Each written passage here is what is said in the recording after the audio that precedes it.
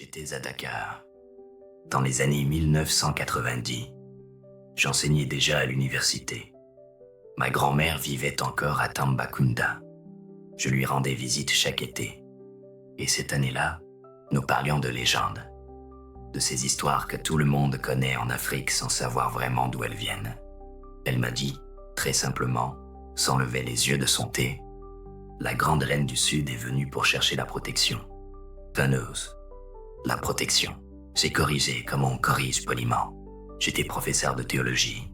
J'avais lu la Bible en hébreu. Non, grand-mère. La reine de Saba est venue tester la sagesse de Salomon avec des énigmes. C'est écrit dans le premier livre des rois. Elle a souri, un sourire doux, celui qu'on donne à un enfant intelligent qui n'a pas encore compris l'essentiel. Elle a dit, les énigmes étaient sur la protection. Et elle a continué à boire son thé. Je n'ai pas insisté. Les anciens disent parfois des choses qu'on ne peut pas argumenter. On hoche la tête, on respecte, et on oublie. 20 ans plus tard, dans une bibliothèque de Paris, je lisais un texte rabbinique médiéval compilé par Louis Ginsberg. Un texte qui rassemble les midrashim, les commentaires anciens sur les histoires bibliques que les rabbins transmettaient oralement pendant des siècles avant de les écrire. Et au milieu du texte sur la reine de Saba, j'ai trouvé la liste, les 22 énigmes qu'elle aurait posées à Salomon. Je les ai parcourues, l'une après l'autre. Et j'ai trouvé la question numéro 17. La reine demande à Salomon, « Comment puis-je protéger mon peuple des malédictions et des enchantements ?» J'ai fermé le livre. Je l'ai rouvert. J'ai relu. Et j'ai pensé à ma grand-mère, à Dakar, au thé, au sourire doux. Les énigmes étaient ébéennes sur la protection. Elle savait, sans jamais avoir lu Ginsberg, sans avoir ouvert un seul livre de Midrash. Elle savait déjà. Ce soir, je vais vous dire ce que la reine de Saba a cherché, ce qu'elle a trouvé, ce qu'elle a ramené avec elle en Éthiopie, et pourquoi ce secret vaut plus que tout l'or qu'elle aurait pu rapporter de Jérusalem. Et à la fin de cette vidéo, vous allez tracer le premier sceau, le même que Salomon lui a enseigné il y a 3000 ans. Cette nuit, sous votre oreiller, commençons par qui elle était, pas la version romantique, pas les légendes de princesses exotiques venues séduire un roi. La vérité historique telle que les textes anciens la décrivent. La reine de Saba régnait sur un royaume que la Bible et le Coran s'accordent à reconnaître comme puissant, extrêmement puissant. Le premier livre des rois, chapitre 10, verset 2, dit qu'elle est arrivée à Jérusalem avec une suite très nombreuse, avec des chameaux portant des aromates, de l'or en très grande quantité et des pierres précieuses. Ce n'est pas une caravane, c'est un convoi diplomatique. Une démonstration de pouvoir.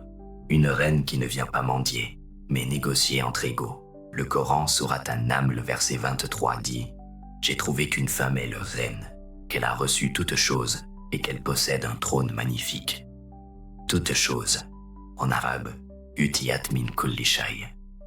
Ce n'est pas une hyperbole, c'est une description politique. Elle avait tout ce qu'un souverain peut avoir.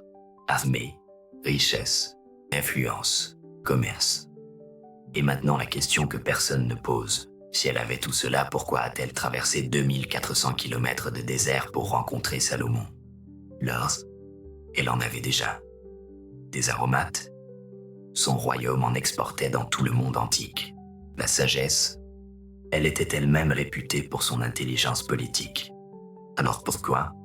La Bible dit qu'elle est venue pour éprouver Salomon par des énigmes. En hébreu, les Nasoto Bashidot. Le mot shida, énigme, ne désigne pas une devinette pour amuser les enfants. C'est une question difficile, une question dont la réponse révèle si quelqu'un possède un savoir que personne d'autre n'a. Pendant 2000 ans, les rabbins se sont demandé « Quelles énigmes ?» Le texte biblique ne les précise pas. Il dit seulement, au verset 3, « Salomon répondit à toutes ces questions. Il n'y eut rien que le roi ne sût lui expliquer. » Toutes ces questions, sans exception, et c'est là que le Midrash devient précieux, parce que les rabbins ont compilé les traditions orales qui circulaient dans les communautés juives pendant des siècles, et ces traditions avaient préservé la mémoire de ces questions. 22 énigmes en tout. Certaines portent sur la nature, certaines sur la logique, certaines sur la vie et la mort. et l'une d'elles, documentée dans plusieurs sources indépendantes, portait sur la protection contre les malédictions. Voici ce que la tradition dit qu'elle a demandé. Roi Salomon, mon peuple craint les maudisseurs, ceux qui parlent dans l'obscurité et dont les paroles rendent les hommes malades, ceux qui tracent des signes que je ne comprends pas et qui apportent le malheur sur nos maisons. Comment puis-je les arrêter ? Et Salomon a répondu, pas avec des conseils généraux, pas avec des platitudes spirituelles. Il lui a montré les sceaux. Il y a quelque chose que vous devez comprendre sur Salomon, quelque chose que les sermons du dimanche ne mentionnent jamais, que les cours du vendredi ne citent presque jamais, mais que tous les textes anciens confirment. Salomon contrôlait les démons, pas métaphoriquement, littéralement. Le testament de Salomon, rédigé entre le 1er et le 3e siècle après Jésus-Christ, raconte comment l'archange Michel a donné à Salomon un anneau gravé d'un sceau. Et avec cet anneau, Salomon a soumis 72 démons. Il les a forcés à construire le temple. Il a appris leurs noms, leurs fonctions, leurs faiblesses. Le Coran confirme cette réalité. Sourate Sad, verset 34, dit que Sulaïman a été éprouvé quand son anneau lui a été retiré pendant 40 jours. Sourate Saba, versets 12 et 13 dit « Nous avons soumis à Sulaïman le vent, et parmi les djinns, il y en avait qui travaillaient sous ses ordres, par permission de son Seigneur. Les djinns, soumis, travaillant sous ses ordres, ce n'est pas une légende folklorique, c'est une réalité spirituelle que les 3 grandes traditions monothéistes reconnaissent. Maintenant, mettez-vous à la place de la reine de Saba. Vous êtes la souveraine du royaume le plus riche du sud de l'Arabie. Vous avez de l'or, vous avez des armées, vous avez tout ce que le monde visible peut offrir. Mais vous savez aussi que le monde invisible existe. Vous savez que dans votre royaume, il y a des hommes et des femmes qui parlent aux esprits, qui maudissent, qui invoquent, qui font tomber malades ceux qu'ils veulent détruire. Et vous ne pouvez pas les arrêter, parce que vos soldats ne peuvent pas combattre ce qu'ils ne voient pas. Vos richesses ne peuvent pas acheter ce qui n'a pas de prix. Vos lois ne peuvent pas punir ce qui agit dans l'obscurité. Et puis vous entendez parler d'un homme, un roi à Jérusalem, qui commande aux démons, qui les soumet, qui les force à obéir. Le seul homme au monde qui possède ce que vous ne pouvez pas obtenir autrement. Vous ne faites pas 1000 lieues pour voir de l'or. Vous faites 1000 lieues pour apprendre comment protéger ce que l'or ne peut pas protéger. Le texte éthiopien appelé le Kebra Nagast, la gloire des rois, a été rédigé au XIVe siècle. Mais il compile des traditions bien plus anciennes, transmises oralement en Éthiopie depuis l'époque de la reine elle-même. Et voici ce que le Kebra Nagast dit. Quand Makeda, c'est le nom éthiopien de la reine de Saba, est arrivée à Jérusalem, elle a dit à Salomon, « Je ne suis pas venu pour tes richesses, je suis venu pour ta sagesse. » La sagesse. En Géèse, la langue du texte, Tseba. Ce mot ne désigne pas l'intelligence abstraite, il désigne le savoir pratique, la connaissance qui change les choses, la sagesse qui protège. Et le Kebra Nagast dit que lorsqu'elle est repartie, elle a remporté avec elle quelque chose de plus précieux que l'or. Elle a remporté la Torah, le savoir du Dieu unique. Et selon la tradition éthiopienne, elle a aussi emporté les sceaux de protection que Salomon utilisait pour se défendre contre les démons. Ces sceaux sont devenus partie intégrante de la tradition spirituelle éthiopienne. Les moines orthodoxes éthiopiens les tracent encore aujourd'hui sur les parchemins. Les talismans gravés de ces symboles se transmettent de génération en génération. Et maintenant, écoutez bien. La dynastie salomonide d'Éthiopie, qui a régné de 1270 à 1974, a revendiqué pendant 700 ans sa légitimité par la descendance de Salomon et de Makeda. Mais ce qui légitimait vraiment cette dynastie, ce n'était pas le sang, c'était le savoir. Le savoir apporté de Jérusalem, le savoir qui protégeait les rois contre les malédictions, le savoir qui faisait qu'un empereur éthiopien pouvait régner sans craindre les sorciers de sa propre cour. Ce savoir, c'était les sceaux. Je veux que vous compreniez quelque chose. Pour nous, en Afrique francophone, la reine de Saba n'est pas une figure lointaine. Ce n'est pas une légende orientale. C'est une reine africaine. éthiopienne. Une femme noire qui a régné avec une puissance que les hommes de son époque respectaient. Une femme qui a traversé le désert non pas pour séduire, mais pour apprendre. Pour ramener chez elle un trésor que personne ne pouvait lui voler. Et ce trésor est arrivé en Éthiopie. Il s'est enraciné dans les traditions chrétiennes orthodoxes. Il a voyagé avec les caravanes transsahariennes. Il a traversé les routes commerciales qui reliaient Aksum à Tombouctou, Tombouctou à Djenné, Djenné à la vallée du fleuve Sénégal. Et des fragments de ce savoir, des fragments des sceaux de Salomon, sont arrivés jusqu'à Dakar, jusqu'à Tambacounda, jusqu'au marché où les marabouts vendent des khirs gravés de symboles qu'ils ne savent plus lire, mais qu'ils transmettent fidèlement parce que leurs pères le leur ont enseigné. Ma grand-mère ne savait pas lire le Kebra-Nagast. Elle ne connaissait probablement pas le nom hébreu de Salomon, mais quand elle a dit « La grande reine du Sud est venue chercher la protection », elle portait dans sa mémoire un écho de cette vérité. Une vérité qui avait voyagé depuis Jérusalem jusqu'à Aksum, depuis Aksum jusqu'à Tombouctou, depuis Tombouctou jusqu'à une maison modeste dans l'est du Sénégal. 3000 ans, 6000 kilomètres, et la même vérité. Alors voici la question. Si la reine de Saba a parcouru 2400 kilomètres pour obtenir ce secret, et si Salomon le lui a donné, qu'est-ce que c'était exactement? Je vais vous le dire. Mais avant, je veux que vous compreniez comment fonctionnaient les sceaux.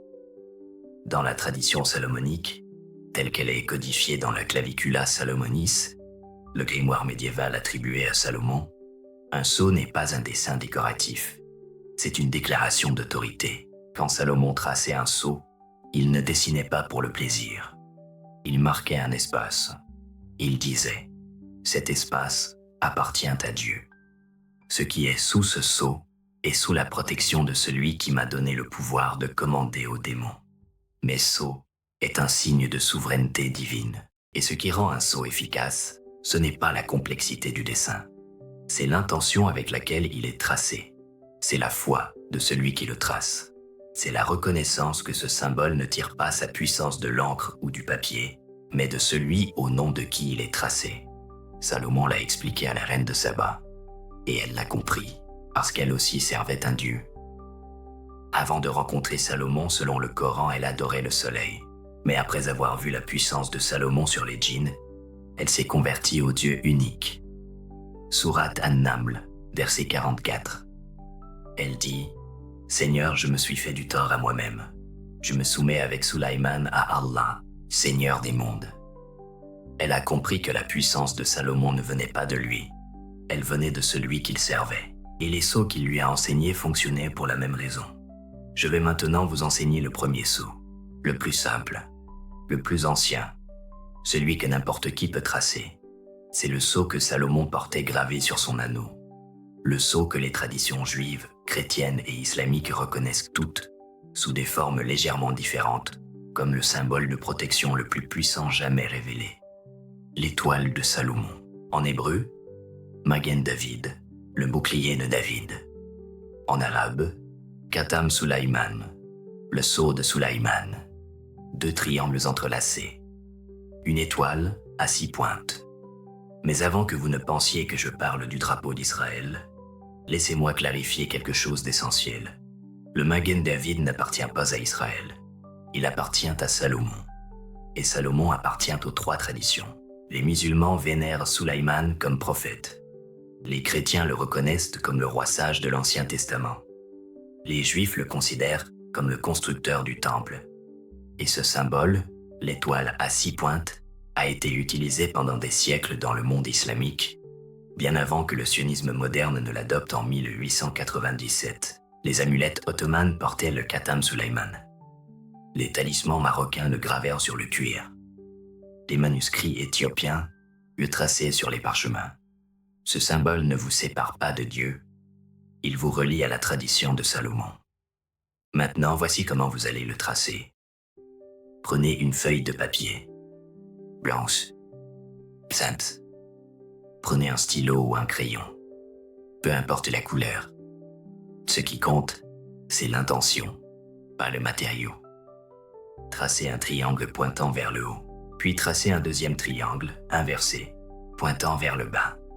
Les deux triangles se croisent. Ils forment une étoile à 6 pointes. Si vous n'arrivez pas à tracer un hexagramme parfait, ce n'est pas grave. Salomon ne demandait pas la perfection géométrique. Il demandait la foi. Maintenant, au centre de l'étoile, écrivez un mot.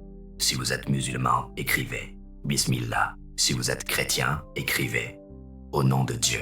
Si vous ne savez pas quoi écrire, écrivez simplement « Que Dieu me protège ». Ce mot est le cœur du sceau. Sans ce mot, le sceau n'est qu'un dessin. Avec ce mot, le sceau devient une déclaration, une prière tracée, une frontière spirituelle. Ensuite, pliez le papier, en 4, en 8.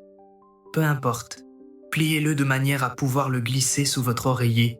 Et cette nuit, avant de vous coucher, placez ce sceau sous votre oreiller. En le plaçant, dites ces mots. Si vous êtes musulman, Bismillah ar-Rahman ar-Rahim, Bi-Idnallah, que ce sceau me protège de toute influence malveillante, visible ou invisible. Si vous êtes chrétien, au nom du Père, du Fils et du Saint-Esprit, que ce sceau scelle ma chambre contre ce qui n'appartient pas à Dieu. Puis couchez-vous, comme d'habitude, sans attendre de miracles spectaculaires.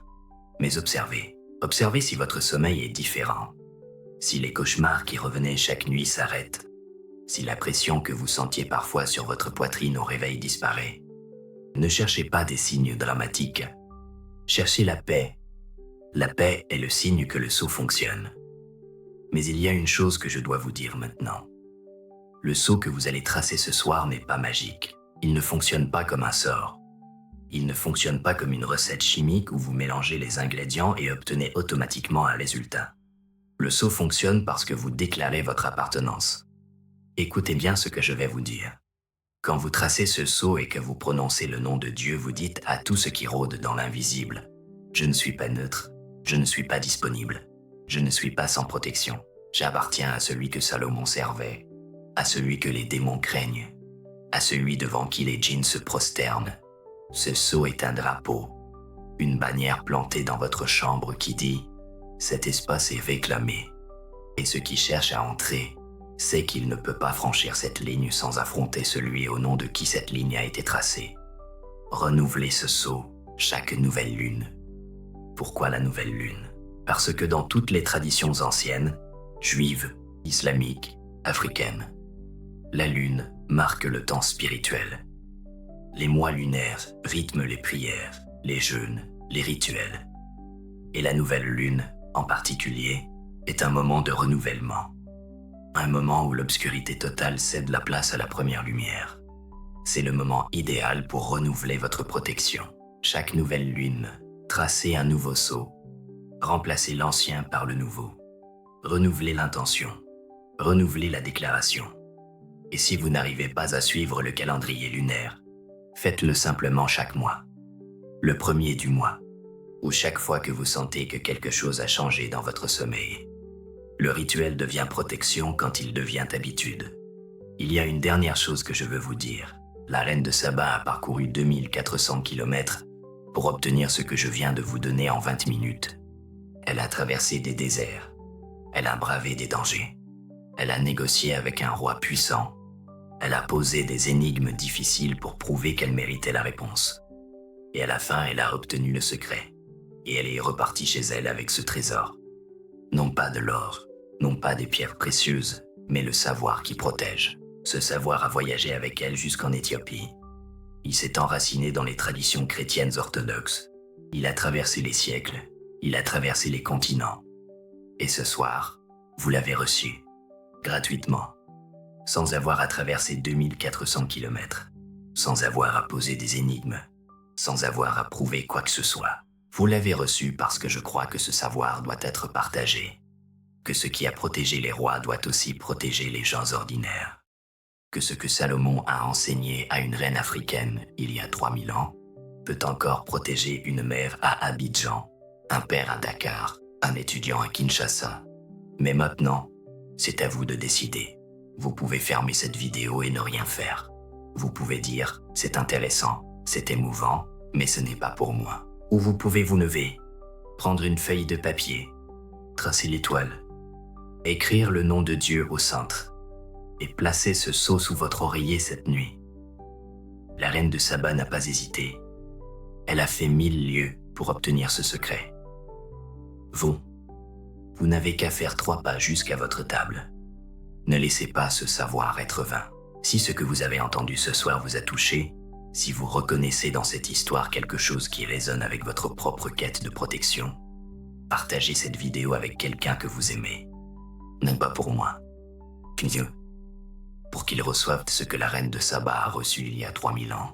Et abonnez-vous à cette chaîne, parce que la prochaine fois je vais vous révéler le deuxième sceau, celui que Salomon traçait aux 4 coins de sa chambre pour empêcher les démons d'approcher pendant son sommeil. Un sceau plus puissant, un sceau que vous pourrez tracer sur les murs de votre maison.